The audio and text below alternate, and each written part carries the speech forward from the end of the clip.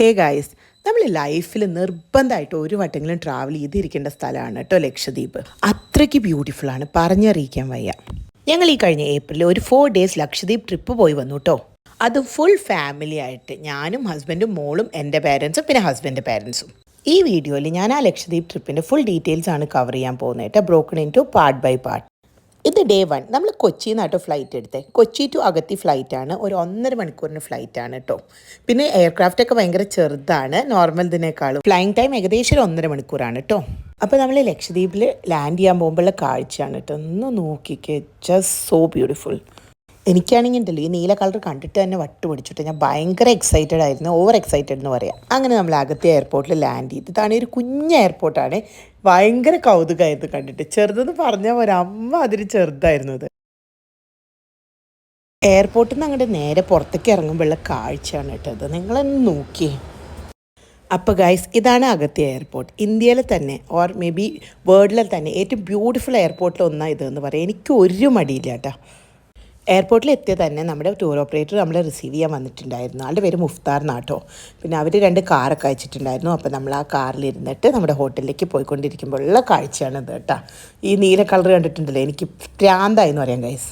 അപ്പോൾ ഇതാണ് നമ്മുടെ ഹോട്ടലിലെ ഫസ്റ്റ് വ്യൂ കേട്ടോ.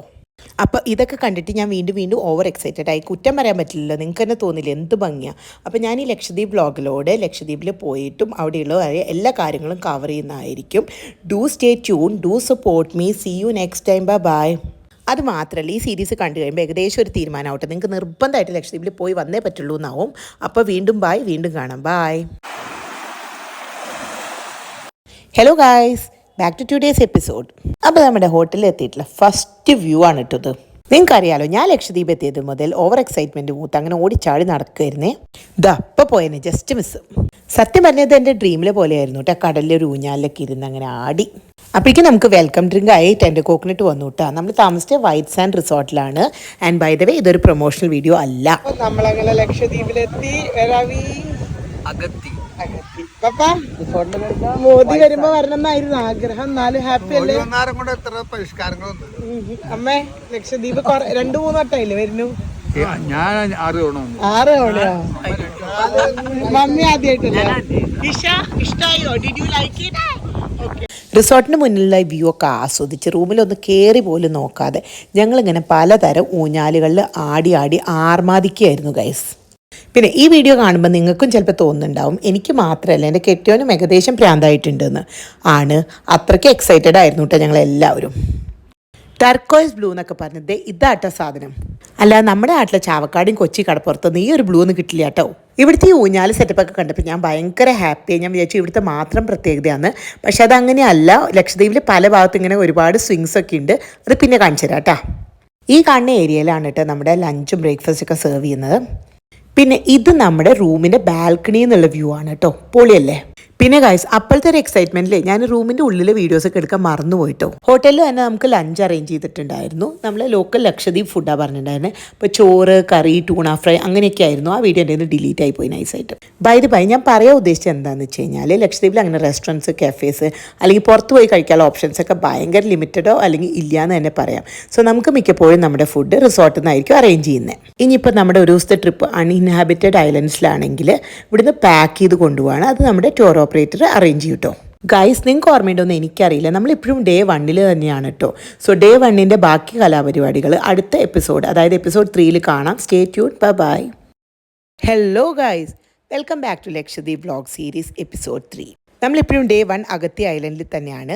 പിന്നെ ഈ ബീച്ചിൽ ഞാൻ തുള്ളിച്ചാടി നടക്കുന്നതിന് മുന്നുള്ള കുറച്ച് സീൻസ് ഉണ്ട്, അത് കാണാം. അപ്പോൾ നമ്മൾ സ്നോർക്കലിംഗിന് പോവാണ് ഗൈസ്. ലക്ഷദ്വീപിൽ വന്ന് we are going for snorkeling. Going for snorkeling practice. Snorkeling practice. Happy അല്ലേ? Practice കഴിഞ്ഞിട്ട്. Yes. മോളു?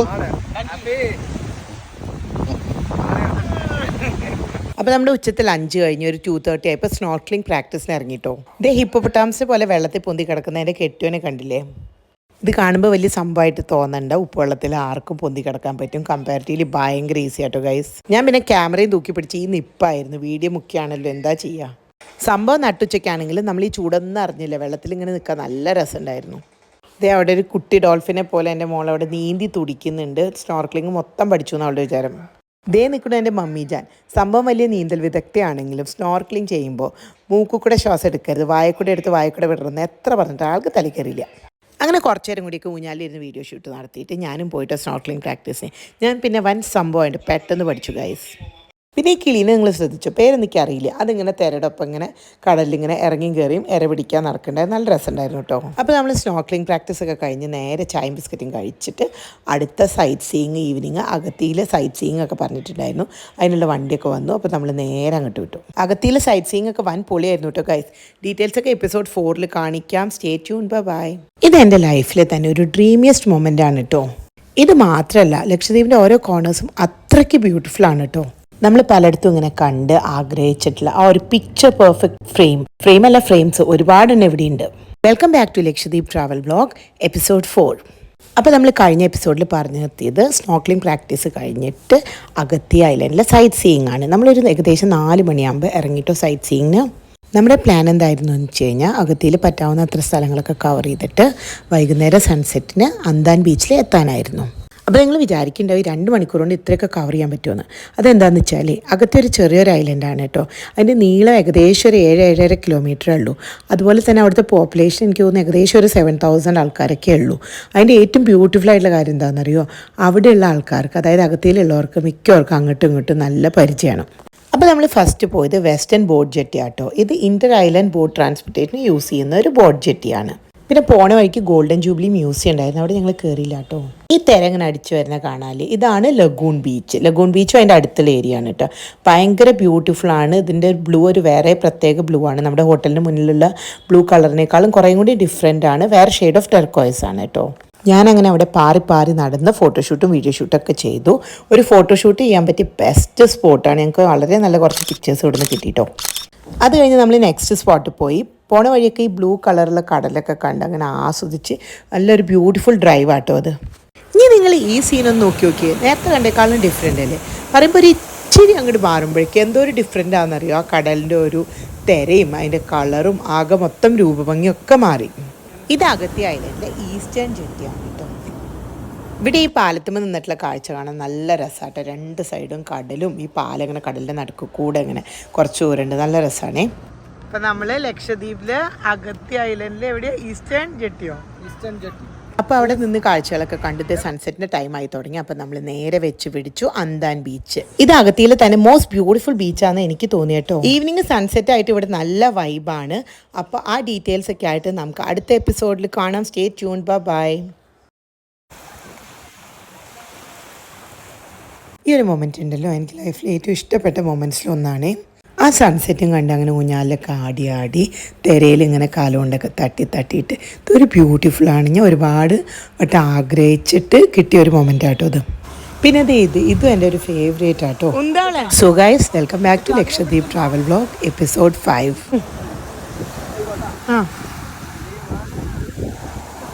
സോ ഇതാണ് അന്താൻ ബീച്ച്. ലക്ഷദ്വീപിലെ one of the most beautiful sunsets കാണാൻ പറ്റുന്ന ഒരു സ്ഥലമാണിത്. പക്ഷെ ഭയങ്കര ഹാപ്പി ആയിട്ടോ.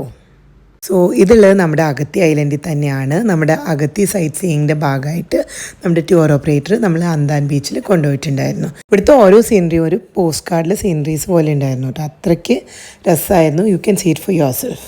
അതായത് അമ്മ ഊഞ്ഞാലൊക്കെ ട്രൈ ചെയ്ത് ഭയങ്കര ഹാപ്പിയായി. ഞാൻ മാത്രം ഇരുന്നാൽ പോരല്ലോ, അമ്മയ്ക്ക് അവസരം കൊടുക്കണ്ടേ.